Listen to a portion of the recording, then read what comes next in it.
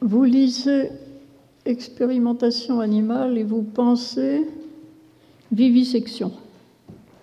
Je commence donc par le mot vivisection.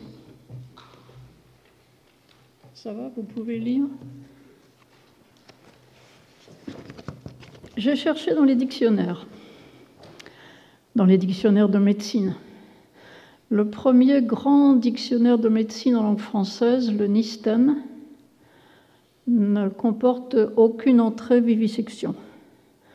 1814, Nisten. Nisten, revu et corrigé et beaucoup amélioré et grossi par Littré et Robin, milieu du XIXe siècle, 1855, le mot vivisection fait son apparition, mais c'est une rubrique de 3 lignes. Juste une définition. Par contre, dans le Littré et Robin de la fin du XIXe siècle, celui de 1978, vous avez sous vivisection une colonne entière de texte en très petits caractères. Donc c'est un petit article. Puis, le mot vivisection disparaît dans le plus récent de nos grands dictionnaires de médecine, le Hamburger, fin du XXe siècle. J'ai mis 1975-90 parce qu'il a eu de très nombreuses éditions, rééditions corrigées, etc. Donc,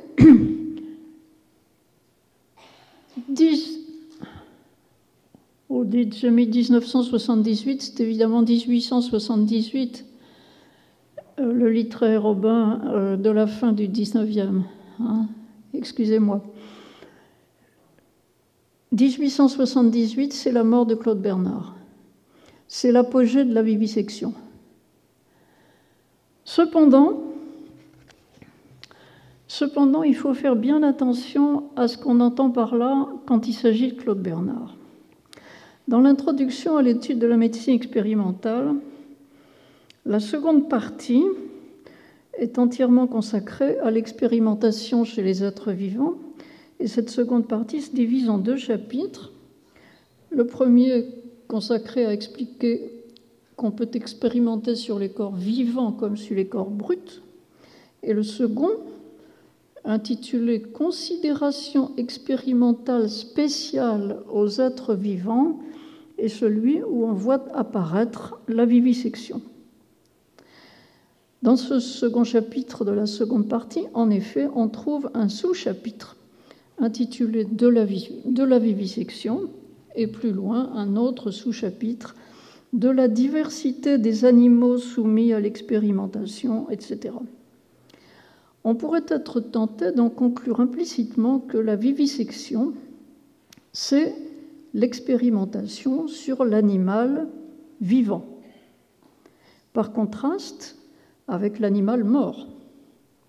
C'est vrai, à condition de comprendre que pour Claude Bernard, et du point de vue de l'expérimentateur, l'homme est un animal. C'est ce qu'implique la citation que je vous ai mise là, qui est sortie de ce chapitre dont j'ai parlé. Il faut, après avoir disséqué sur le mort, disséquer sur le vif, pour mettre à découvert et voir fonctionner les parties intérieures ou cachées de l'organisme. C'est à ces sortes d'opérations qu'on donne le nom de vivisection, et sans ce mode d'investigation, il n'y a pas de physiologie ni de médecine scientifique possible. Pour apprendre comment l'homme et les animaux vivent, il est indispensable d'en voir mourir un grand nombre. Et un peu plus loin, vous lisez, tous les jours, le chirurgien pratique des vivisections sur ses opérés. Autrement dit, vivisection n'implique pas du tout qu'on s'intéresse seulement à l'animal. Il y a quotidiennement en médecine des vivisections sur l'homme.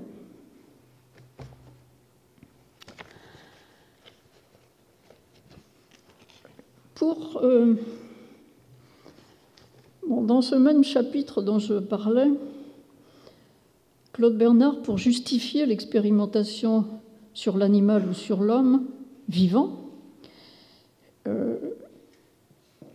fait une sorte de rappel historique des cas dans lesquels on a pratiqué, d'abord sur des condamnés à mort, semble-t-il plus anciennement que sur des animaux, le rituel expérimental, c'est-à-dire ouvrir le corps et regarder à l'intérieur.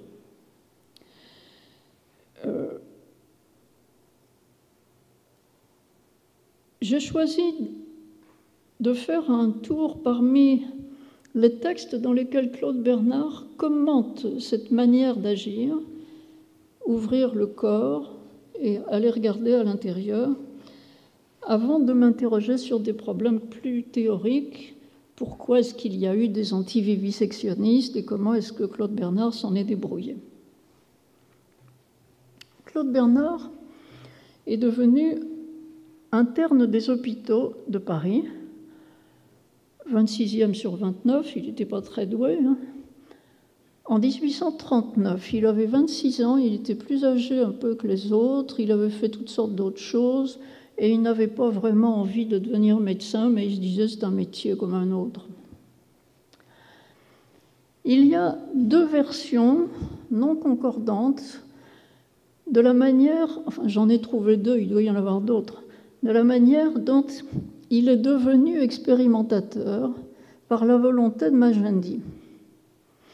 Ma première version est celle de Robert Clark, dans un petit livre qu'il a fait, un livre assez populaire, mais habituellement bien informé, où je lis, presque par hasard, il devient à l'Hôtel-Dieu, il vient de passer son internat, il est interne des hôpitaux, alors ça va être l'Hôtel-Dieu, il devient l'interne de Magendie, qui est depuis 1831 professeur au Collège de France, et le chef de file des physiologistes du moment. C'est là qu'un médecin plus psychologue que les autres, le docteur Rayer, comprend la valeur de Claude Bernard et le fait nommer préparateur de Magendie. Ramassant l'anecdote et oubliant fort injustement Rayer, Renan écrira que Magendie lui-même, etc. Bon, je vais vous donner la version de Renan tout à l'heure. Ce qu'il faut voir là, c'est que la vocation de Claude Bernard semble ne pas être venue de lui-même, mais il a été identifié, distingué par un maître ou un autre maître au moment où il se destinait à la médecine et en fait, du coup, il n'a pas exercé la médecine. Qui était ce Rayer? C'était un médecin fort bien connu sur la place parisienne, qui a été successivement le médecin de Louis XVIII et de l'empereur, Louis-Napoléon Bonaparte, et qui était à l'Académie de médecine, enfin qui avait une vie sociale, hein, et il s'est beaucoup intéressé, semble-t-il, à Claude Bernard. Ils étaient, disent certains textes, amis. Donc il est possible que cet ami plus âgé que lui ait poussé Claude Bernard dans ce sens. La version d'Ernest Renan, qui a succédé à Claude Bernard à l'Académie française,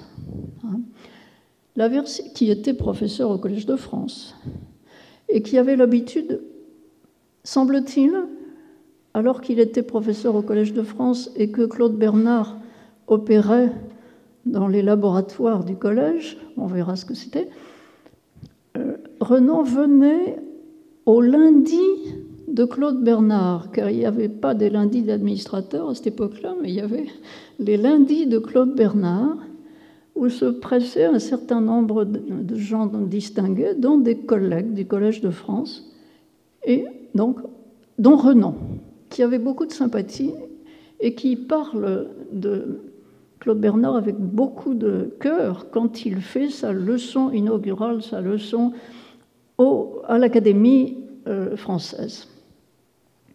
La version de Renan, la voilà. Je lis. Magendie, avec ses rares qualités, était peu aimable. Son accueil rude déconcerta le jeune interne et un moment, Bernard méconnut la rare chance qui lui était échue.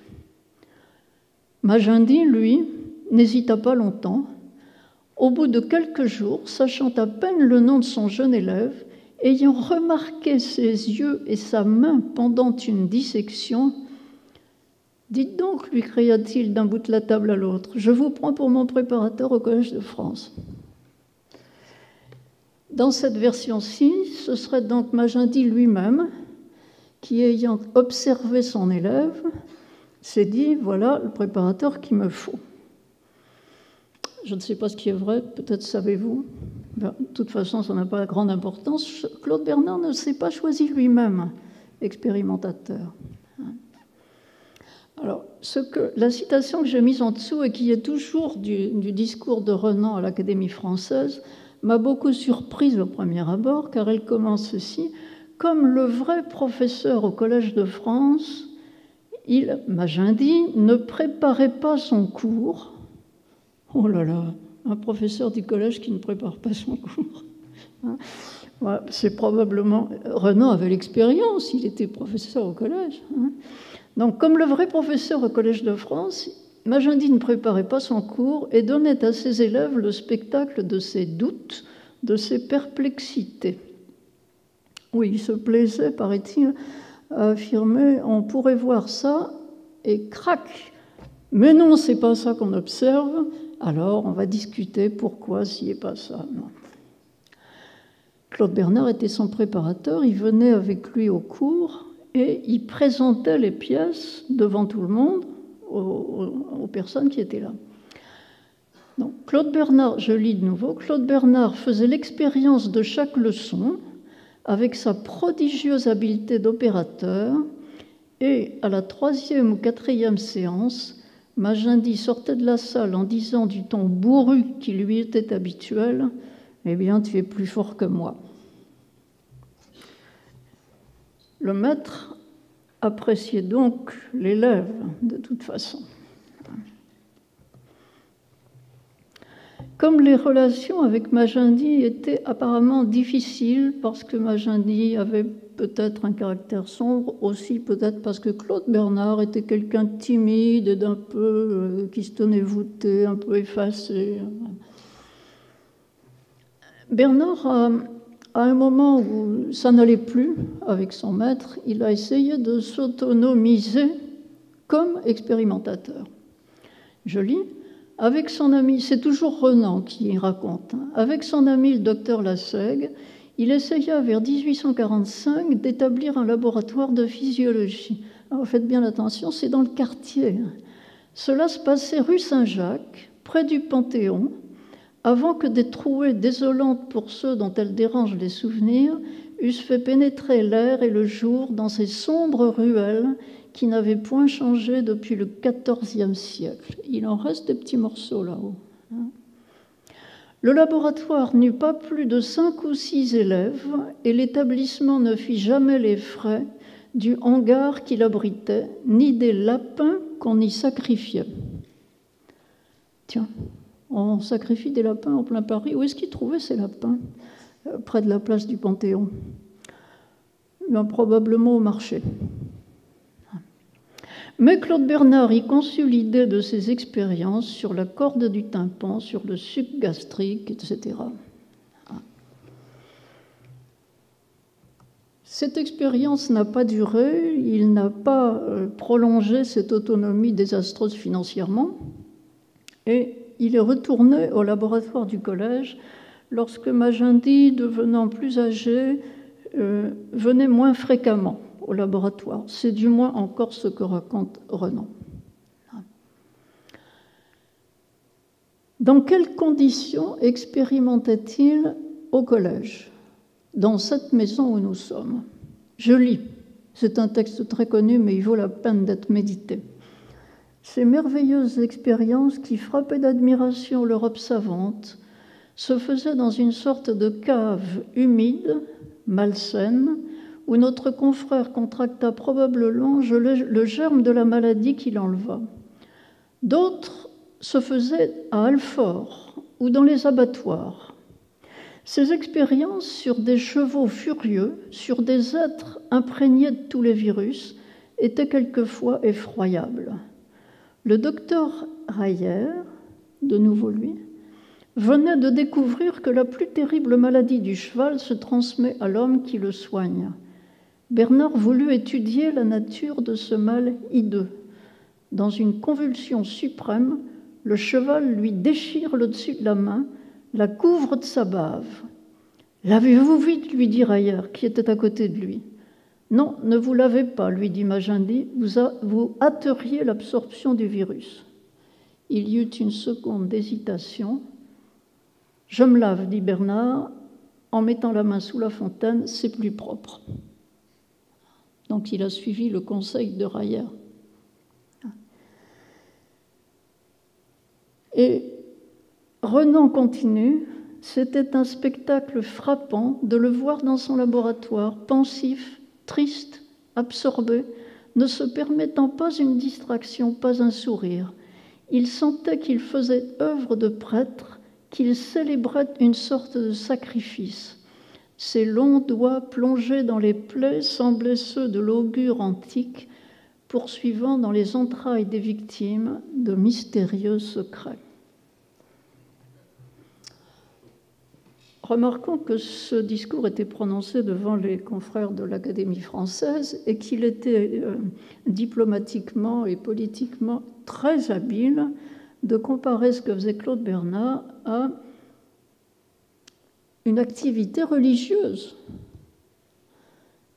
C'était éviter de le rabaisser à ce que d'autres voulaient faire. Donc, un laboratoire assez minable et probablement pas très propre. Car les chiens habitaient le laboratoire. Nous allons voir ça. Je me pose maintenant la question, sur quels animaux Claude Bernard s'est-il mis à travailler? On pense tout de suite aux chiens, et de fait, on trouve très facilement dans les souvenirs, dans les cahiers de Claude Bernard, des rapports d'expériences faites sur des chiens. Ce chien-ci a été soumis à un régime sans féculents, ce qui veut dire qu'il habite le laboratoire depuis quelques jours, puisqu'on l'a empêché, on lui a fait son régime. Donc on nourrit les chiens au laboratoire. Sans compter le reste, il faut nettoyer les déjections, etc. Tout ça dans le laboratoire. Je lis. Les citations que j'ai mises en bleu sont de Claude Bernard.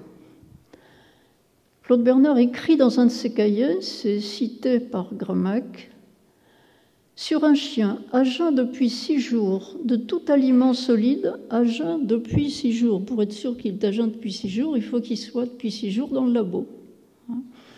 Sur un chien à jeun depuis 6 jours, de tout aliment solide et n'ayant bu que de l'eau, on retire du sang par la veine jugulaire. Là. La veine de la joue. Sur le même chien, dans une autre circonstance, lorsqu'il n'était à jeun que depuis 2 jours, donc c'est un vrai pensionnaire du laboratoire, il était à jeun depuis 2 jours, bon. Sur le même chien, remis à la nourriture de la viande et ayant mangé depuis 8 jours consécutifs uniquement des débris de viande crue pris chez le boucher. Allons, bon, on va faire les courses chez le boucher pour nourrir le chien qui vit dans le laboratoire. Alors là, ça se corse. Il est tué par la section du bulbe.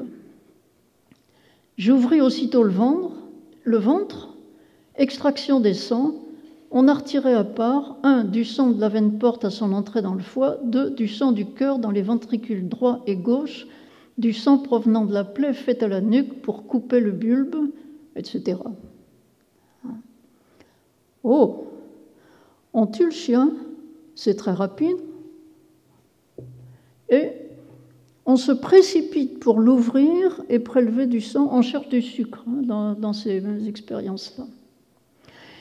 Claude Bernard avait plusieurs façons de tuer son animal d'expérimentation. Une autre façon L'animal est tué par hémorragie, d'abord par la veine jugulaire, ensuite par l'artère carotide. L'artère carotide, le sang s'en va très vite.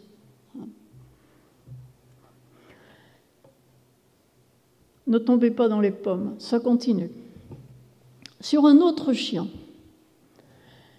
j'ai pris les tissus, 1 de la rate, 2 des ganglions mésentériques, 3 du foie, et j'y ai recherché le sucre. Alors, vous voyez, il a tué le chien et immédiatement, il s'est précipité pour l'ouvrir et prélever. Bon. On continue. Les tissus des ganglions et de la rate ne montraient pas nettement du sucre, mais le tissu du foie en contenait énormément. Le lendemain, j'ai pilé également du rein et du poumon, provenant du même chien, et le liquide ne m'a donné aucune réduction. Pas de sucre. 2 ou 3 jours après, j'ai fait acheter chez un tripier du foie de veau et de bœuf. J'y ai trouvé énormément de sucre dans l'un et dans l'autre par le réactif et par la fermentation. Donc on va chercher du foie de veau chez le boucher et on l'utilise comme instrument, donc comme pièce de laboratoire. Le jour suivant, le 23 août, j'ai pris à l'hôpital de la Charité 3 morceaux de foie. Premièrement, un morceau de foie granuleux chez un vieillard, mort très amaigri de je ne sais quoi. Je n'y ai pas trouvé de sucre. Deuxièmement, un morceau de foie très ramolli chez une femme très grasse, morte de je ne sais quoi. Je n'y ai pas trouvé de sucre par le réactif. Troisièmement, un morceau de foie d'apparence saine chez un homme empoisonné par l'acide arsenical auquel on avait donné du peroxyde de fer. J'y ai trouvé énormément de sucre par le réactif et par la fermentation. 3 personnes mortes à l'hôpital mises sur le même plan que la viande qu'on achète chez le boucher. On y a cherché la même chose et on n'a pas de considération très gentille pour ces pauvres morts qui ont contribué au progrès de la science. Il n'y a pas un mot sur ces morts. Ils étaient morts, d'accord, on a prélevé sur les cadavres. Mais enfin... Bon. Le 24 août, du foie de chien de l'expérience de la... C'est le premier, le chien du haut, là. Du foie de chien de l'expérience de la page 381, mort depuis 3 jours, contient encore au réactif énormément de sucre. J'avais mis le foie avec de l'eau et c'est dans cette eau à odeur forte, paludineuse, que j'ai agi. On se demande si le chien mort est encore dans le laboratoire et si ça commence à pourrir. Le 25 août, tout ça se passe dans l'espace d'une semaine. Foie d'un albuminurique avec maladie organique du cœur, c'est de nouveau un être humain, ça. Maladie chronique très longue, très infiltrée, le foie est très congestionné. Par tartrate, il y a des traces de sucre. Voilà à quoi ressemblent les comptes rendus d'expérience de Claude Bernard. Ah, il expérimente sur des animaux, mais aussi des hommes. Mirko Grmek, à la suite de ce texte qu'il a cité, commente ceci.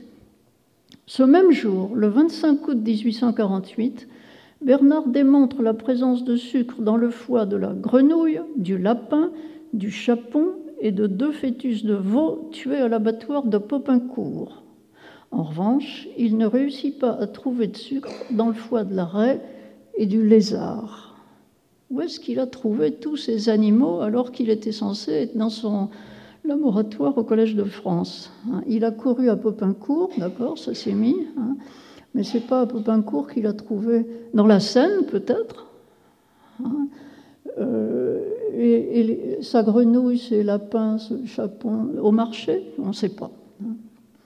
Grmek ajoute que Claude Bernard a déposé à l'Académie, à la suite de cette série d'expériences, Claude Bernard, il y a une faute dans mon PowerPoint, je suis désolée, il a déposé à l'Académie des sciences un pli cacheté donnant ses résultats. Et il n'en a jamais demandé l'ouverture, parce qu'en réalité, il a publié là-dessus. Et il n'avait plus besoin de demander l'ouverture du pli cacheté. J'ignore si vous connaissez l'habitude du pli cacheté. Je suis à la commission des plis cachetés à l'Académie des sciences, donc j'ai l'expérience maintenant. Si vous pensez avoir une idée géniale, originale, hein, vous pouvez envoyer à l'Académie des sciences un pli cacheté avec un vrai cachet de cire. Hein. Et ce pli, ou bien vous en demandez l'ouverture au bout de quelques temps et on vous l'ouvre, hein, ou bien, si vous n'en demandez pas l'ouverture, il est ouvert au bout de 100 ans. C'est ce qui a été le cas pour Claude Bernard. Le pli a été ouvert 100 ans après sa mort, en 1978. Et comme il rapportait le pli rapportait des expériences qui avaient fait l'objet de publications, donc il n'y avait plus rien à faire spécialement, simplement de savoir qu'il n'y a pas que les scientifiques ratés qui déposent des plis cachetés à l'Académie des sciences. Mirko Gromec fait une espèce de bilan de cette recherche que Claude Bernard faisait tous azimuts sur toutes sortes d'animaux. Et il nous dit ceci: au cours des années 1849-51, Bernard cherche le sucre dans tous les tissus organiques qui passent par ses mains, dans le foie d'un colérique et dans celui d'une vipère, dans le foie et les liquides des divers vertébrés à sang chaud, singe, chat, chauve-souris, écureuil, mouton, bœuf, cheval, moineau, chouette, canard, etc. Ou à sang froid, tortue, lézard, grenouille, crapaud, bar, carpe, truite, etc. Dans l'organe hépatique des mollusques, des crustacés, des capodes et des insectes, dans le foie du fœtus de vache et de brebis, etc. Et même, il ne recule pas devant l'examen des organes provenant des hommes fraîchement guillotinés. Ça va être une question spéciale pour Claude Bernard, ça. Qu'est-ce qu'on a le droit de faire? Dès le printemps 1850, la simple détermination de la présence du sucre laissa place de plus en plus à l'analyse quantitative et à un dosage très minutieux. Donc, cette méthodologie lui permet d'avancer son travail, de préciser ce qu'il est en train de découvrir, mais quelle activité et combien d'animaux sacrifiés pour cette découverte après laquelle il est.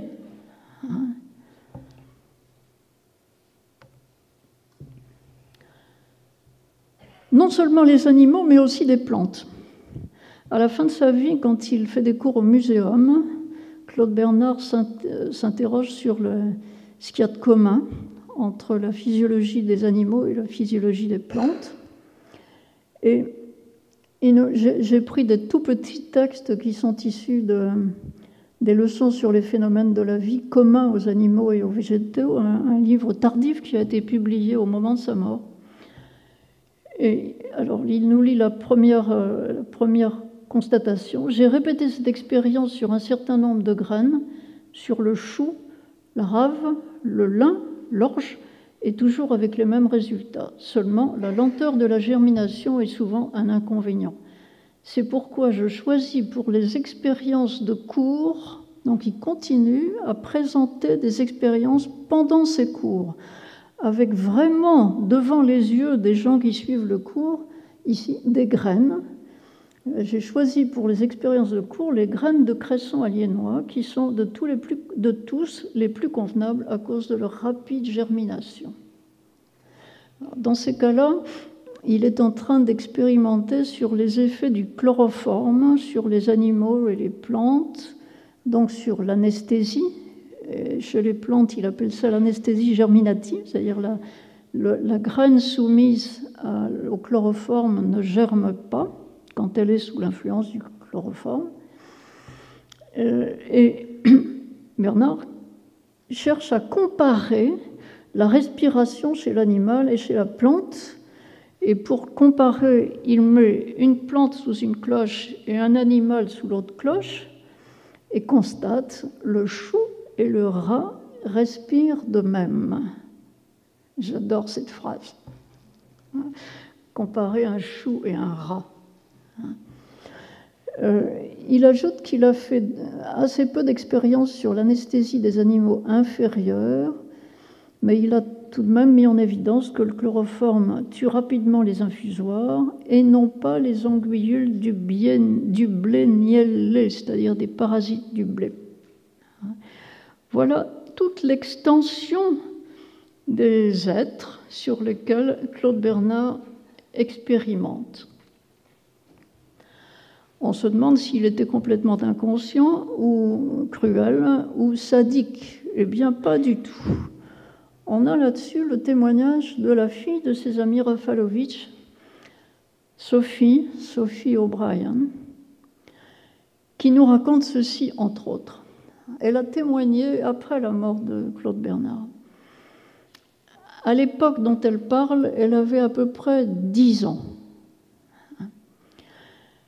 Elle écrit « Nous avions été malades et mon père avait loué une belle propriété à Bougival. Monsieur Claude Bernard venait nous voir. Il nous apporta un jour des poussins nés la veille au Collège de France. Ce fut une joie. » C'est pas du tout dans le sadisme, ça. Nous racontions tout ce qui nous arrivait à monsieur Claude Bernard et il nous écoutait gravement. Il paraît qu'il s'entendait très bien avec les petits-enfants. On lit encore sous la plume de Sophie, mais cette fois il s'agit de Paris, il ne s'agit plus de la campagne. Tous les jeudis, de 5 à 7, M. Claude Bernard faisait une visite à ma mère. Il lui racontait ce qu'il faisait, ce qu'il cherchait. Il disait que cela lui faisait du bien de causer avec elle, que sa pensée devenait plus claire et qu'il lui était plus facile d'écrire après avoir causé avec elle. Je fais une parenthèse, Claude Bernard, c'est toujours plaint qu'il avait du mal à écrire. Et il n'écrit d'ailleurs pas très bien, il faut bien le reconnaître. Il témoigne qu'avoir à exprimer ses idées par oral l'aide ensuite à les mettre par écrit. Je reprends. C'est Sophie qui parle. Je fuyais d'ordinaire quand maman avait une visite, mais quand M. Claude Bernard venait, je restais et j'écoutais. Je ne devais guère comprendre grand-chose, j'étais ignorante, mais parfois, il me restait un souvenir vivant. Ainsi, je me rappelle le jour où il nous exposa les raisons pour lesquelles il croyait à l'immortalité de l'âme. Vous vous seriez attendu à ça de la part de Claude Bernard ? J'en fus émue et toute heureuse. Il recevait des cadeaux qu'il ne pouvait manger. Alors il les partageait avec ses amis. Les Rothschild lui envoyaient du gibier. Il nous donna 2 faisans bienfaisants. Il aimait les jeux de mots. 2 faisans bienfaisants, ce sont des animaux qu'on mange. Les animaux qu'on mange ou les animaux sur lesquels on expérimente, c'est pareil, c'est toujours des animaux. Bon, donc il n'est pas cruel s'il s'est donné la peine d'amener des petits poussins. Sophie disait qu'elle sentait qu'il l'aimait, elle, petite fille. Elle avait très confiance en lui, elle sentait qu'il l'aimait, et qu'elle avait pensé après, mais beaucoup plus tard, qu'il lui donnait de l'amour qu'il ne pouvait pas donner à ses filles, parce que ses filles, sous l'influence de leur mère, étaient déchaînées contre la vivisection. Alors, si Claude Bernard n'expérimente pas par cruauté ou par insensibilité, qu'est-ce qu'il y a derrière son attitude expérimentale ? Je pense, quant à moi, surtout après avoir lu les leçons sur les phénomènes de la vie, que c'est le modèle cartésien qui l'anime. Il a adopté complètement le modèle cartésien et il cite Descartes. Là-dessus, il cite Descartes. Mais il faut se dire que toute la culture française a été imprégnée du cartésianisme et que, sans aller jusqu'à ce que faisait Malebranche, c'est-à-dire à donner des coups de pied à son chien en disant « c'est qu'une machine », il sent rien, c'est qu'une machine. La culture française était « les animaux sont des animaux, c'est des machines ». L'animal-machine, c'était dans la culture française. Je pense que c'est un peu l'attitude de Claude Bernard qui, dans ses leçons sur les phénomènes de la vie, et en particulier dans la dernière éditée, dans la 9e, parle du moteur vital et des machines animées et compare les êtres vivants, machines, à ce qui marche à la vapeur, les locomotives à vapeur. Une machine à vapeur, elle est animée par l'énergie de la vapeur. Et les machines animées, elles ont un moteur vital et il faut essayer de trouver comment ça marche. Comment ça marche? C'est ça qu'ils cherchent. Dans cette 9e leçon, on lit ceci, je lis. Par les sciences physico-chimiques, l'homme marche à la conquête de la nature brute, de la nature morte. Toutes les sciences terrestres dont l'objet peut être atteint ne sont pas autre chose que l'exercice rationnel de la domination de l'homme sur le monde. Paragraphe suivant. En est-il de la physiologie comme de ces autres sciences? La science qui étudie les phénomènes de la vie peut-elle prétendre à les maîtriser? Se propose-t-elle de subjuguer la nature vivante comme a été soumise la nature morte? Nous n'hésitons pas à répondre affirmativement. Donc, ces machines vivantes, il faut trouver comment elles marchent pour pouvoir les réparer ou éventuellement changer un peu leur mécanisme. Elles seront assujetties à nous. Nous saurons les faire marcher. C'est ça l'ambition.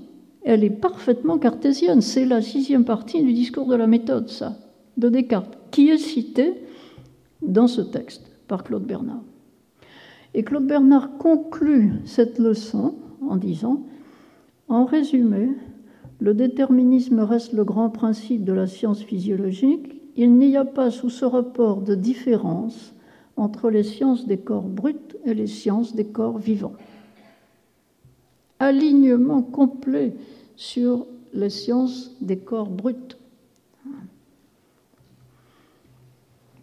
On peut aussi penser que Claude Bernard a adopté le positivisme d'Auguste Comte, ça c'est son époque, et dire qu'il adopte le positivisme d'Auguste Comte, c'est dire on a beaucoup parlé d'une énergie vitale ou d'une âme qui animerait les corps vivants. Ça, c'est pas mon affaire, ça, c'est de la métaphysique. Et la métaphysique, je n'en fais pas. Moi, je fais de la science. Et quand on fait de la science, on s'intéresse à la façon de manipuler ce qu'on a devant soi, c'est-à-dire on cherche les conditions auxquelles ce qu'on a devant soi va se comporter d'une certaine manière. On cherche des causes et des effets proches et on se désintéresse complètement des grandes causes sur lesquelles rêvent les philosophes. Ça vient des principes de médecine expérimentale, qui est un ouvrage posthume. Alors, j'en viens maintenant à la question obligée. Comment est-ce que Claude Bernard s'est débrouillé pour répondre aux défenseurs des animaux qui lui ont souvent un peu gâché sa vie de laboratoire? Il a gardé sûrement un souvenir précis de quelque chose qui était arrivé à Magendie à un moment où Claude Bernard travaillait avec lui, mais n'a pas eu à agir lui-même. Je lis. Un jour de 1842, Claude Bernard et Magendie travaillent sur un chien. Ça, c'est ici au Collège de France. Lorsqu'entre dans le laboratoire un homme âgé, de haute taille, tout vêtu de noir, un chapeau à large bord vissé sur la tête, il s'approche, l'air grave, et dit « J'avais entendu parler de toi, Magendie, je vois qu'on ne m'avait pas trompé. Je viens te demander... Je vous ai décrit le laboratoire, il y a des chiens dans le laboratoire, il y a même peut-être des chiens morts dans le laboratoire. Je viens te demander pourquoi tu fais des expériences sur les animaux vivants et te dire de cesser. Tu n'as pas le droit de faire mourir des êtres vivants ni de les faire souffrir. » Magendie était violent, mais à la grande surprise de Claude Bernard, il prit la peine de convaincre le Quaker, expliquant avec beaucoup de patience les raisons de son attitude et l'intérêt des recherches qu'il menait. Pour que Magendie déploie de la patience, ça a vraiment marqué Claude Bernard, semble-t-il, mais je n'ai pas retrouvé le passage où lui-même le raconte. J'ai emprunté ça à Clark, qui le raconte d'après Claude Bernard, mais qui ne donne pas la référence. Alors ça, c'était Magendie. Magendie avait déjà eu ce genre de problème. Claude Bernard, lui, l'a eu très souvent.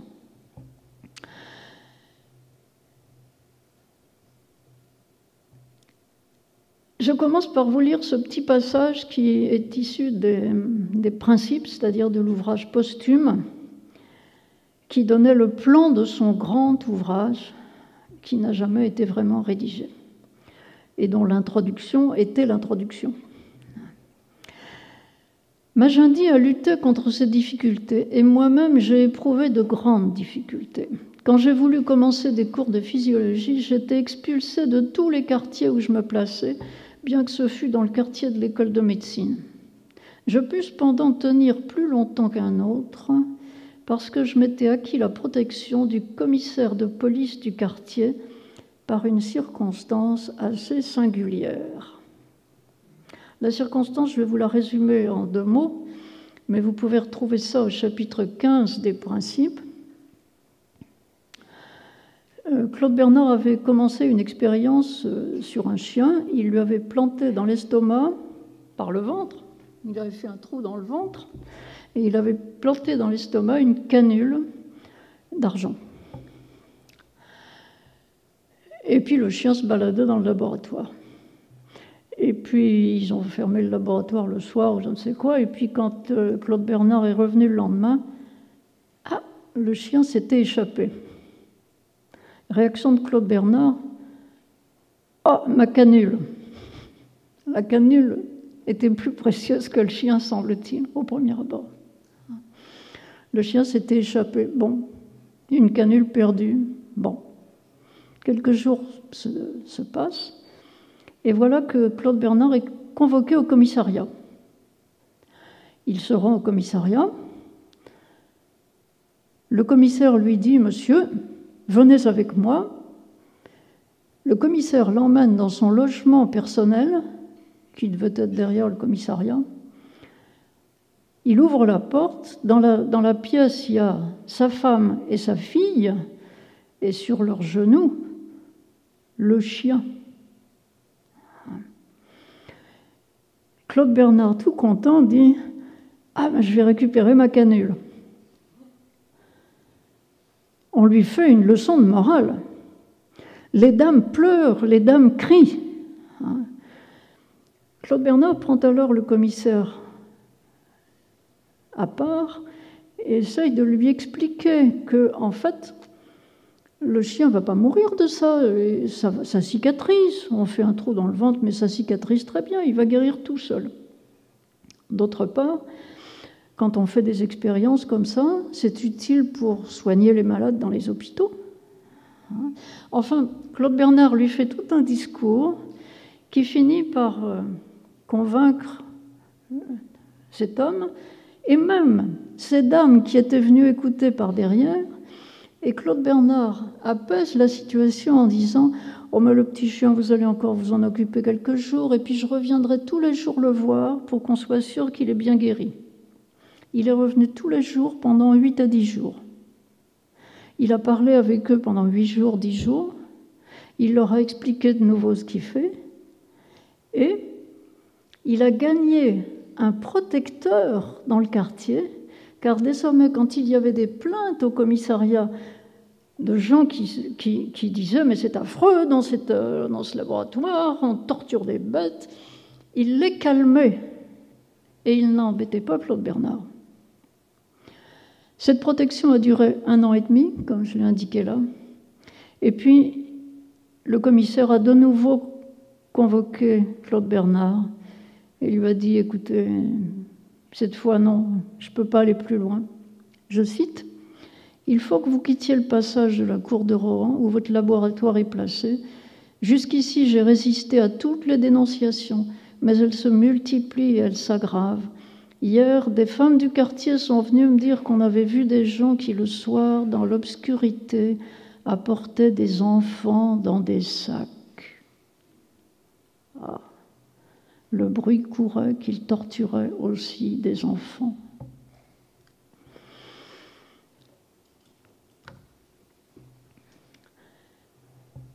Cela amène Claude Bernard à faire un bilan sur la vivisection et ses limites et ses écueils. Et j'en reviens ici au chapitre que j'avais mentionné en commençant. Quel est le bilan ? La première partie du bilan, c'est que si on veut faire une science physiologique et si on veut faire une médecine scientifique, la vivisection est indispensable. Je lis, ce qui distinguera la médecine expérimentale moderne, ce sera d'être fondée surtout sur la connaissance du milieu intérieur dans lequel viennent agir les influences normales et morbides, ainsi que les influences médicamenteuses. Mais comment connaître ce milieu intérieur de l'organisme, si complexe chez l'homme et chez les animaux supérieurs, si ce n'est en y descendant, en quelque sorte, et en y pénétrant au moyen de l'expérimentation appliquée au corps vivant. Ce qui veut dire que pour analyser les phénomènes de la vie, il faut nécessairement pénétrer dans les organismes vivants à l'aide des procédés de vivisection. Vous avez reconnu l'expression « le milieu intérieur ». Si on veut connaître le milieu intérieur, il faut s'introduire à l'intérieur du vivant quand il est vivant. Et c'est la vivisection. Il en conclut provisoirement, nous n'avons pas à nous occuper ici de répondre aux arguments des détracteurs des vivisections, puisque par là même, ils nient la médecine expérimentale, c'est-à-dire la médecine scientifique. On en est acculé à dire il y a ceux qui choisissent la médecine scientifique et puis il y a ceux qui choisissent le bien-être des animaux. Et il n'y a pas de compromis entre les deux qui soit possible. On choisit, puis on s'ignore. C'est ce qu'on va voir, c'est largement la position de Bernard. Dans ce même chapitre, il pose alors quelques questions générales. Première question, a-t-on le droit de pratiquer des expériences et des vivisections sur l'homme ? Réponse, oui, on le fait tous les jours en médecine et en chirurgie. Mais, dans quelles limites ? Alors ça, c'est intéressant parce que Claude Bernard reconnaît, sans justification particulière, il trouve ça évident, qu'il y a des limites à l'expérimentation sur l'homme. Je lis, on a le devoir, et par conséquent le droit, de pratiquer sur l'homme une expérience toutes les fois qu'elle peut lui sauver la vie, le guérir ou lui procurer un avantage personnel. Le principe de moralité médicale et chirurgicale consiste donc à ne jamais pratiquer sur un homme une expérience qui ne pourrait que lui être nuisible à un degré quelconque, bien que le résultat pût intéresser beaucoup la science, c'est-à-dire la santé des autres. Ici, le bien-être de l'individu passe avant les intérêts de la science. C'est exactement ce qu'a écrit la déclaration d'Helsinki, sur laquelle on fonctionne maintenant, dans sa première version.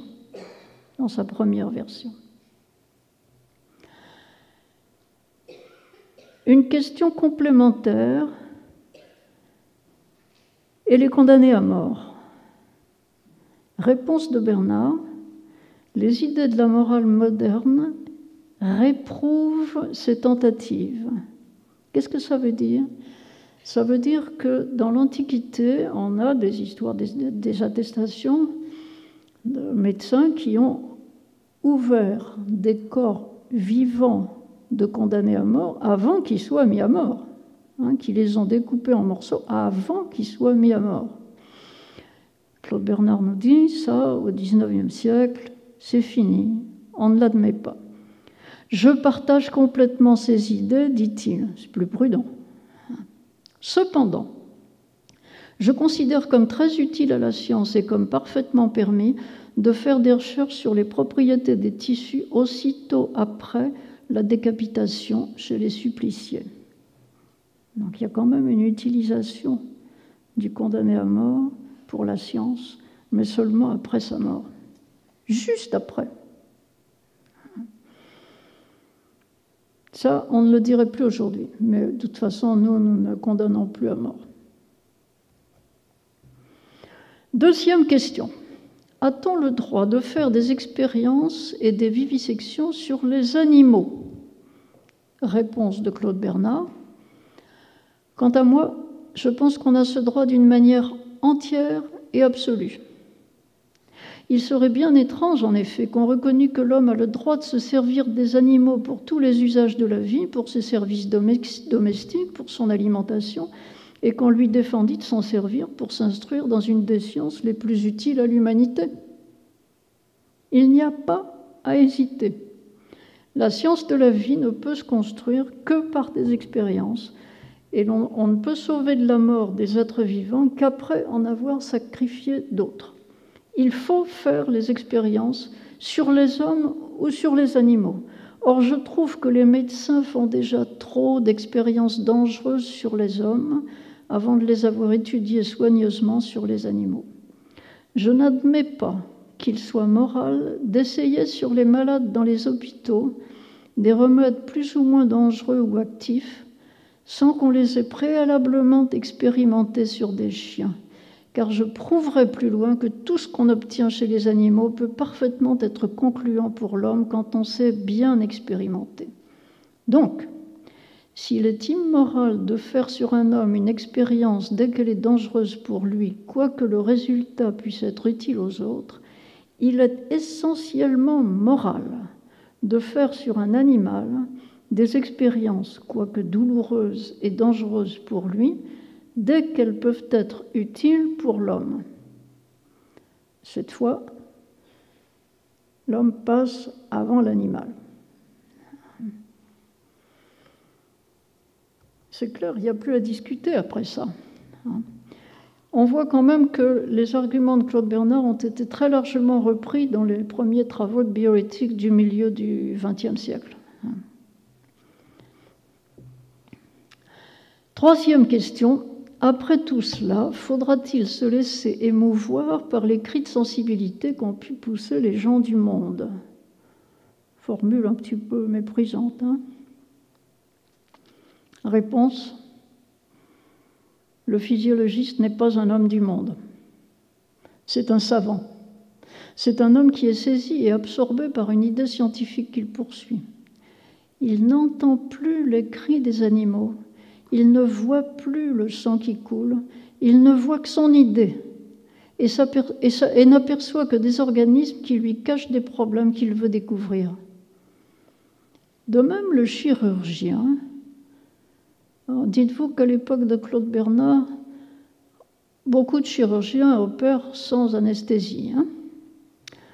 De même, le chirurgien n'est pas arrêté par les cris et les sanglots les plus émouvants parce qu'il ne voit que son idée et le but de son opération. De même encore, l'anatomiste ne sent pas qu'il est dans un charnier horrible. Sous l'influence d'une idée scientifique, il poursuit avec délice un filet nerveux dans des chairs puantes et livides qui serait pour tout autre homme un objet de dégoût et d'horreur. Ça, c'est une allusion aux conditions dans lesquelles on faisait les autopsies à l'époque, sans avoir de frigo. Les corps n'avaient pas été réfrigérés. On continue. D'après ce qui précède, nous considérons comme oiseuses ou absurdes toutes les discussions sur les vivisections. Il est impossible que des hommes qui jugent les faits avec des idées si différentes puissent jamais s'entendre. Et comme il est impossible de satisfaire tout le monde, le savant ne doit avoir souci que de l'opinion des savants qu'il comprenne et ne tirer de règles de conduite que de sa propre conscience. Cette proposition ne serait pas acceptable aujourd'hui, car vous constatez aujourd'hui qu'il y a un contrôle social sur la manière dont la science opère. Ce contrôle social n'existait pas à l'époque de Claude Bernard. Le savant n'écoutait que sa conscience. C'est encore le cas au début du XXe siècle. Ça a changé dans le courant du XXe siècle. On arrive à conclure. Claude Bernard conclut lui-même, c'est la toute fin de ce fameux chapitre.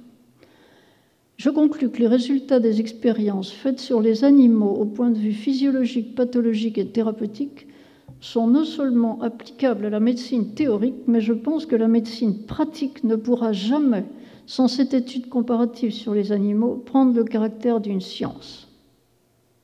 Je terminerai à ce sujet par les mots de Buffon, auxquels on pourrait donner une signification philosophique différente, mais qui sont très vraies scientifiquement dans cette circonstance. S'il n'existait pas d'animaux, la nature de l'homme serait encore plus incompréhensible. Bon, ça c'est une galipette, hein. C'est une façon de s'évader. Mais retenons que pour Claude Bernard, il n'y a pas de compromis possible entre ceux qui sont horrifiés par ce qu'on fait quand on expérimente sur l'animal et ceux qui sont passionnés par cette manière d'acquérir des connaissances. Pas de compromis possible. On l'a trouvé depuis des compromis, mais des compromis que souvent les chercheurs trouvent bien gênants. Voilà, je vous remercie.